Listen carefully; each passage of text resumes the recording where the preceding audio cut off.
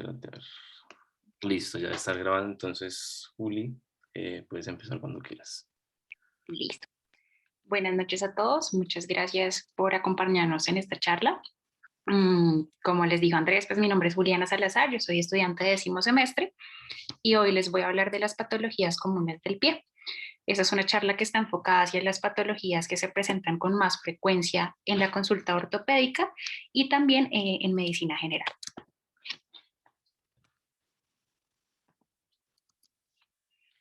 La primer patología de la que les voy a hablar es la fascitis plantar, que anteriormente se denominaba espolón calcáneo. La fascitis plantar es la causa más frecuente de dolor en la planta de los pies. Es una inflamación que se da en el tejido denso, que es en la parte anterior del tubérculo interno del calcáneo, es decir, en esta parte de acá. Es un dolor que se da más que todo hacia medial del calcáneo y estaba asociado anteriormente, como les dije, con este cachito que ven aquí en, en rojo señalado. Ese cachito se llama espolón calcáneo y antes se creía que cuando se encontraba en la radiografía este cachito, pues, se producía la enfermedad.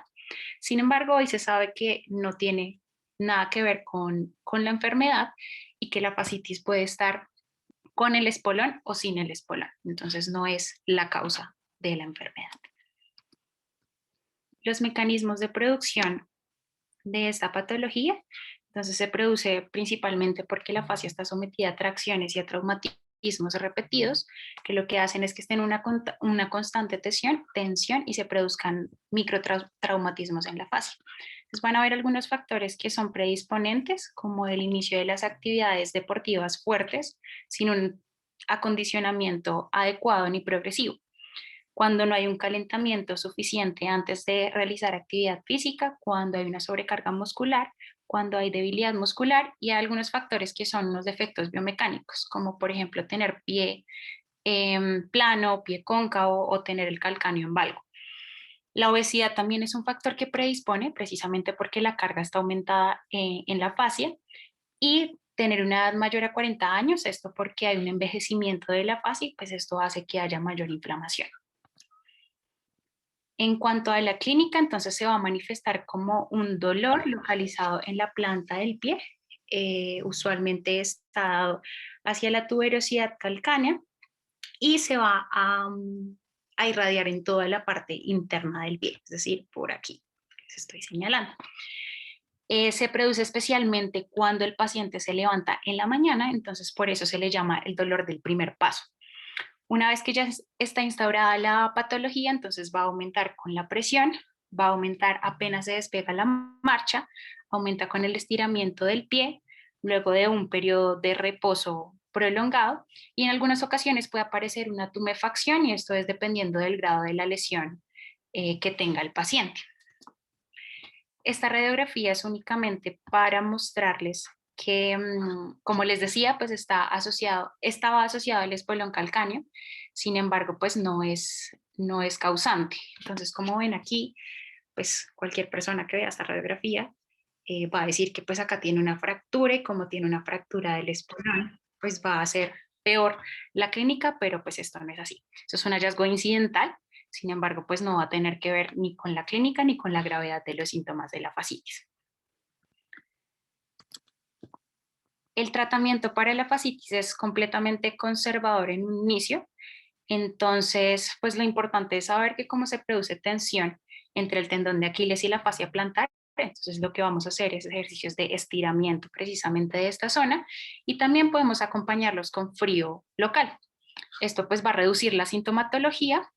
Adicionalmente lo que se hace es reducir los agravantes. Entonces, si el paciente dice que le duele más cuando baila o que le duele más al correr, pues se le dice que haga otro tipo de ejercicios para pues disminuir la sintomatología. Las férulas se pueden utilizar, sin embargo, no tienen mucha evidencia de que reduzcan mucho el dolor.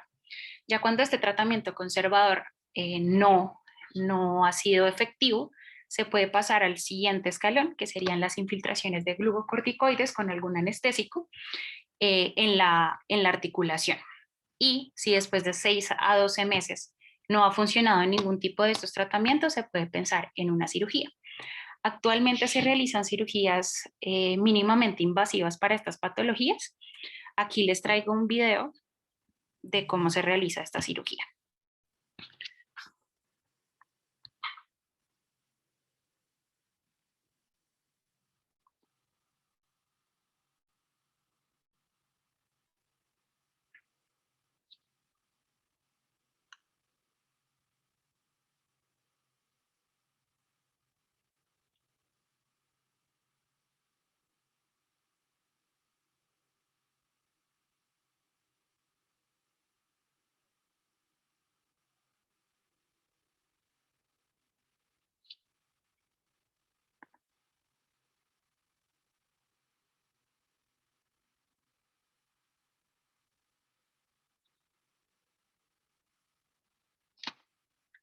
Entonces, lo que se busca con la cirugía es liberar la presión y en algunos casos en los que tienen espolón, pues se retira completamente el espolón como vieron en el video.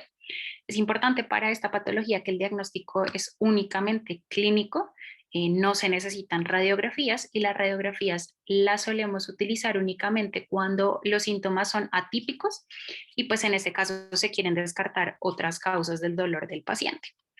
Eh, ¿Qué se puede ver en la radiografía? Si pedimos una radiografía, se puede ver una inflamación de la fascia con un contenido graso.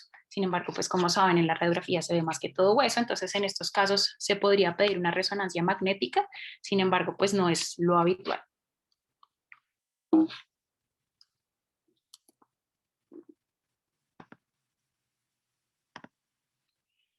Bueno, la siguiente patología que les voy a hablar es el hallux valgus o los juanetes. La creencia siempre de los juanetes es que aquí hay como un hueso extra, pero esto no es un hueso extra, sino que los juanetes son una desviación lateral del hallux en el primer metatarsiano.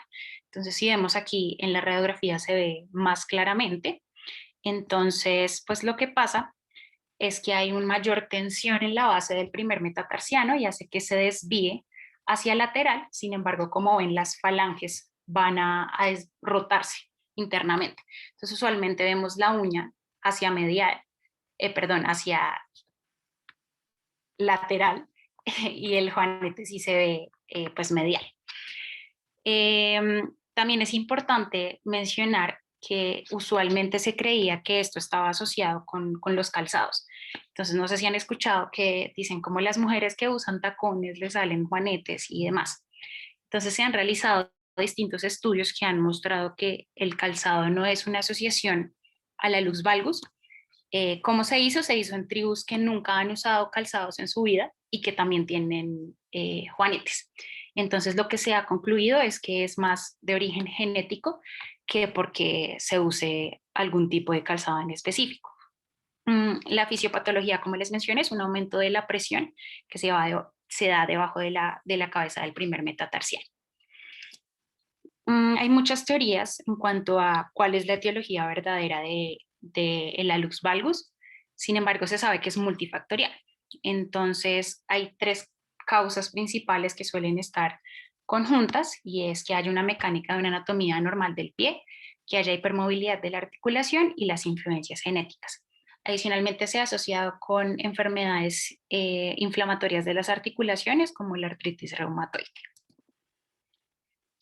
Al igual que la fascitis plantar, el diagnóstico es completamente clínico, ya que pues la deformidad es evidente, ¿no? Puede estar asociada a algunas deformidades, complicaciones como los dedos en martillo o en garra, de los que vamos a hablar más adelante. Y el diagnóstico, pues, como les dije, no se necesitan radiografías, sin embargo, las radiografías sí son útiles en los pacientes en los que se va a llevar a cirugía, ya que pues se necesita mirar el tipo de cirugía a realizar pues para poder hacer un buen abordaje. En cuanto al tratamiento, también es conservador. Mm, lo primero que se hace es una modificación del calzado. El tratamiento es importante que depende de las molestias que tenga el paciente. Algunos pacientes que no tienen tanta sintomatología y prefieren únicamente pues cambiar, por ejemplo, el calzado. Otros son realizar algunas órtesis o férulas hacer estiramientos, usar un periodo corto de analgésicos, de antiinflamatorios. Sin embargo, hay muy poca evidencia de que estos tratamientos conservadores sean realmente útiles para el manejo de la luz valgus. Si hay un dolor y una limitación muy importante, lo que se debe hacer es una cirugía. En el momento hay más de 150 cirugías descritas, técnicas quirúrgicas descritas, algunas abiertas, otras mínimamente invasivas. Esta que les voy a mostrar es abierta, es una osteotomía. No se realiza tanto en la actualidad por el progreso a las cirugías mínimamente invasivas.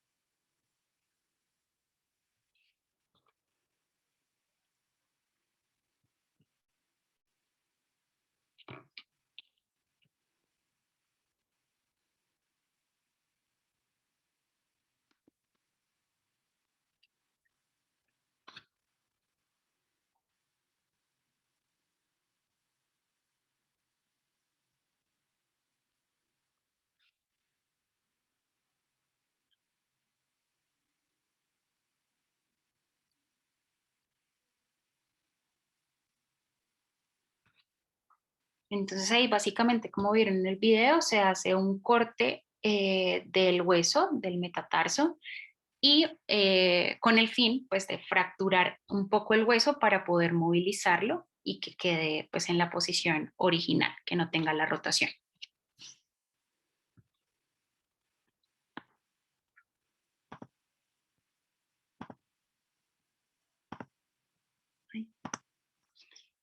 Bueno, como les mencionaba anteriormente, los dedos en martillo o en garra son una complicación de la luz valgus que se da por un desequilibrio en los músculos y en los tendones que permiten que los dedos estén rectos y no haya ningún tipo de curvatura.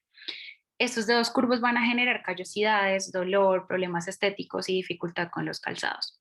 Lo traigo porque usualmente uno cree que estas patologías de pie no son tan limitantes, pero todas estas enfermedades son progresivas y terminan siendo muy limitantes para los pacientes.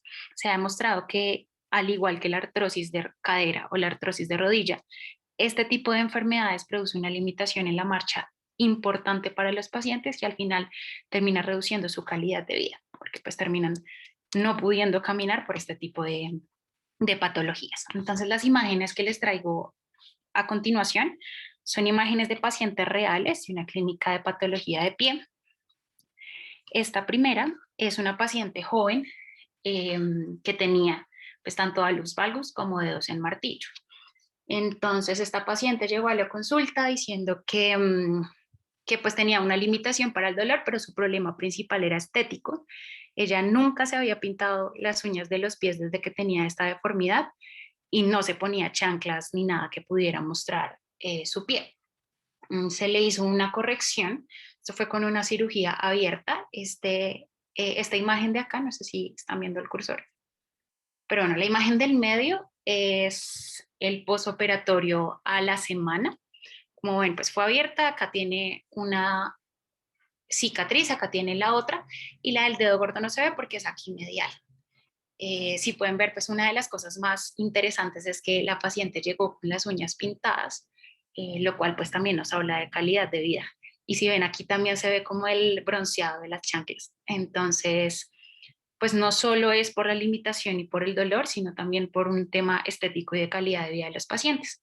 Aquí esta imagen es 3 meses posoperatorio, ya si ven no se le ven mucho las cicatrices. Esta siguiente paciente es una paciente de 87 años.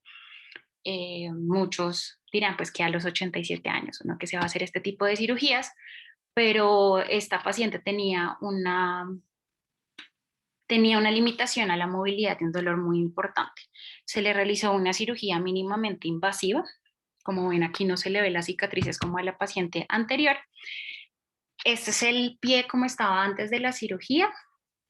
Este de la izquierda es inmediatamente posoperatorio y este de la derecha es 3 meses después posoperatorio. La siguiente paciente es una paciente de 91 años. También se le realizó una cirugía mínimamente invasiva. Como pueden ver, pues esta era la deformidad que tenía ella en la radiografía. Aquí es 2 semanas posoperatorio y acá 4 semanas posoperatorio. En todas estas pacientes, además del tema estético, digamos que el tema estético fue más para la paciente joven, pero para las demás pacientes, pues aumentó un montón de su calidad de vida. Eran pacientes que eran completamente independientes, si no fuera por el tema de movilidad. Entonces, apenas pudieron tener la cirugía y recuperar la marcha, pues fue una mejoría en su calidad de vida. La cuarta patología es la metatarsalgia o el metatarso caído. Eh, En cuanto a esta patología, es muy importante porque es la segunda consulta en un centro de patología de pie. El término es utilizado cuando hay un dolor en la superficie plantar de la diáfisis distal del segundo y el tercer metatarsiano. Aquí, por lo general, el dolor surge porque hay un colapso de la diáfisis distal del segundo pie. Entonces acá hay un arco que se llama el arco transverso. Este arco que está aquí en la imagen se colapsa y por eso se produce el dolor. El diagnóstico es usualmente también clínico, entonces va a aparecer un dolor agudo en la superficie del área de los metatarsos distales. El dolor se describe usualmente como una sensación de pisar una piedra a ese nivel. El dolor alivia cuando se usan zapatos con soporte en la parte anterior y se da usualmente en el segundo y el tercer metatarsiano. Adicionalmente van a aparecer como estos callos y estos pueden aparecer en cualquiera de los metatarsos, pero usualmente aparecen en el segundo. Y ese se llama callo de Morton, es el más común, este callo. Los pacientes usualmente cuando caminan descalzos, lo que refieren es que cuando caminan descalzos aumenta el dolor, esto porque no hay un soporte ahí donde está el callo. Afecta más a las personas de mayor edad y mucho más a las mujeres que a los hombres. Los hallazgos que se ven en la clínica es que hay un aplanamiento del arco transverso, que es el que les mencioné, y el aplanamiento, como se ve con una separación de los dedos. Entonces, si lo pueden ver ahí en el B, que hay una separación, sin embargo, es más evidente cuando el paciente apoya en el piso. El tratamiento van a ser almohadillas metatarsianas. Esto por lo que les dije, al haber un soporte en la parte anterior, pues el dolor se va a reducir. Pueden realizarse ortesis y ejercicios. Esto pues no va a corregir el problema, pero sí va a disminuir el dolor, que es lo que limita en este caso a los pacientes. Esto solo se puede hacer cuando no coexiste ninguna otra patología con la metatarsalgia. Es decir, si hay un hallux valgus o si hay dedos en martillo, si yo coloco una almohadilla, pues lo que va a hacer es que va a reducir el espacio, pues va a doler más el juanete y va a doler más el dedo en garra, porque no tienen espacios como el calzado que aprieta más. Pero si la metatarsalgia está sola, sí puedo utilizar una plantilla y es la única de las patologías que hemos visto hasta el momento que alivia el dolor solo con una plantilla. La última patología de la que les voy a hablar es el pie plano flexible. El pie plano flexible es una variante fisiológica común en el niño, en el adolescente y en adulto. Se define como una disminución del arco longitudinal del pie, que usualmente está asociado a valgo en retropié. Aquí.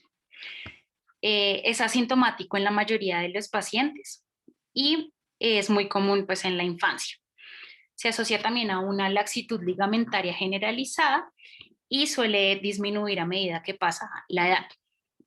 Se resuelve de forma espontánea en la mayoría de los casos y debe diferenciarse de un pie plano rígido, porque el pie plano rígido es doloroso en su mayoría y produce pues una limitación funcional y debe ser tratado dependiendo de la causa del paciente. En cuanto a la clínica, entonces en el pie plano flexible va a haber un arco que es evidente únicamente cuando el paciente se para en la punta de los pies o cuando nosotros hacemos una dorsiflexión del primer artejo. Entonces ahí vamos a ver que sí hay un arco, pero cuando el paciente apoya el peso corporal, no se ve ningún tipo de arco longitudinal. se aplana completamente. En el pie plano flexible tiene que haber una movilidad subastragalina completa y debe haber por lo menos de 15 a 20 grados de dorsiflexión, si no se habla de pie plano rígido. En cuanto al tratamiento, no sé si han visto, pero usualmente mandan plantillas y uno tiende a creer que las plantillas corrigen el pie plano, pero eso no es así. Si un niño le colocaron plantillas porque tenía pie plano y al final del desarrollo ya no tiene pie plano y se corrigió, no es por la plantilla, sino por el crecimiento del niño. Como les dije, esto usualmente resuelve solo. Sin embargo, la plantilla lo que sí ayuda es a mejorar la sintomatología. Entonces se usan más en pacientes con sobrepeso, que al tener más carga, pues tienen más sintomatología y pues puede aliviar el dolor. También se utilizan tenis con soporte del arco y del talón, que hace exactamente lo mismo que la plantilla, disminuye el dolor. Y hay algunos pacientes que tienen pie plano porque el tendón de Aquiles es muy corto. Entonces, para estos pacientes, lo que se recomienda es hacer fisioterapia, ejercicios de estiramiento, y si no responden a este tipo de tratamiento, se puede hacer una cirugía para elongar el tendón de Aquiles. Y bueno, esas eran las patologías de las que les quería hablar hoy. No sé si tengan alguna pregunta, alguna duda o algo que no les haya quedado claro.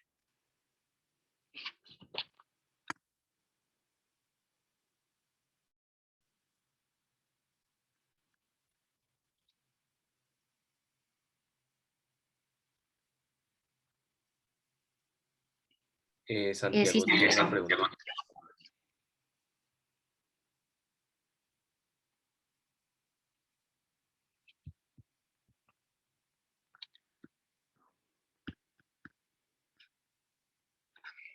Sí, Santiago.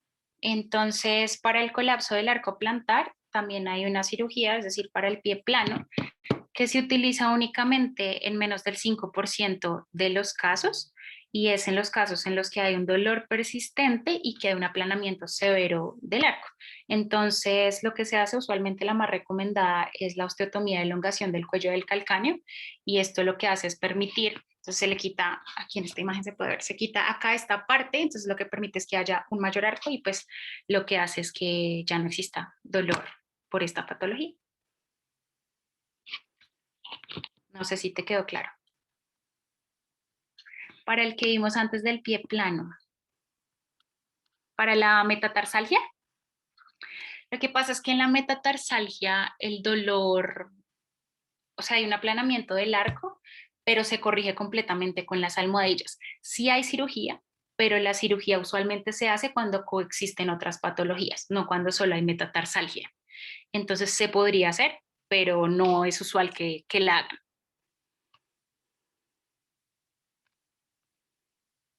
Con gusto.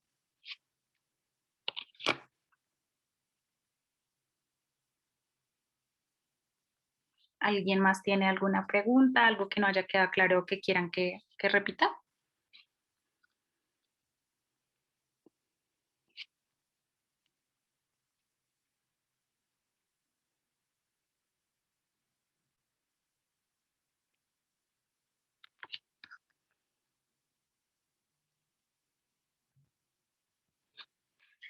Listo, Juan. Ya te muestro otra vez la prueba. Esto se hace más que todo en la clínica. Listo, entonces en un pie plano rígido se van a hacer, en un pie plano cualquiera se van a hacer principalmente dos exámenes para ver si el arco cuando se hacen los exámenes es evidente o no. Si puedes ver aquí en la última imagen o en esta de acá arriba, se le pide al paciente que se pare en la punta de los pies. Cuando el paciente se para en la punta de los pies, el arco tiene que ser evidente, ¿sí? Entonces sí hay un arco. Si no hay un arco, es más un pie plano rígido. O sea, en un pie plano flexible siempre tiene que existir el arco cuando se hace esa prueba. Y esta prueba, que es hacer la dorsiflexión del primer artejo, también nos va a mostrar un arco, ¿sí? Lo mismo, si esta prueba no muestra el arco, es un pie plano flexible. Por otro lado, es un pie plano rígido, perdón. Por otro lado, eh, se le hace pruebas de movilidad al pie y tiene que haber por lo menos 20 grados de dorsiflexión. Si no puede hacer 20 grados de dorsiflexión es porque el pie plano es rígido. Y por último se hace una movilidad subastragalina, una movilidad del tobillo, y lo mismo, tiene que tener una movilidad completa. Si no tiene movilidad completa es porque es pie plano rígido. No sé si respondo tu pregunta.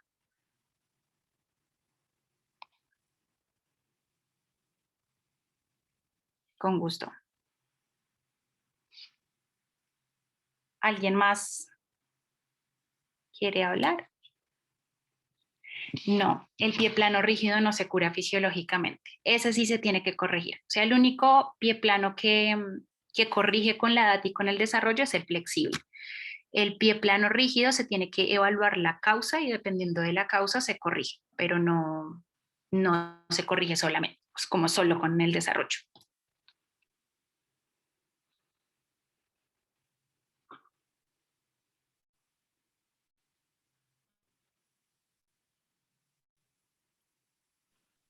Bueno, Juli, creo que ya no hay más preguntas. Entonces, de verdad, muchas gracias por la charla, muy ilustrativa y en general pues nos da un brochazo muy bueno de lo que son las patologías de pies más comunes. Nos sirve pues no solo a ortopedistas, sino a médicos generales. Entonces, pues va a quedar grabada en nuestro canal de YouTube. Estén pendientes de las próximas charlas ahí por Instagram y pues muchas gracias a todos por la asistencia. Gracias, Julio, otra vez. No, muchas gracias a ustedes. Tengan buena noche. Igualmente para todos, hasta luego. Te agradezco por la charla, Juli.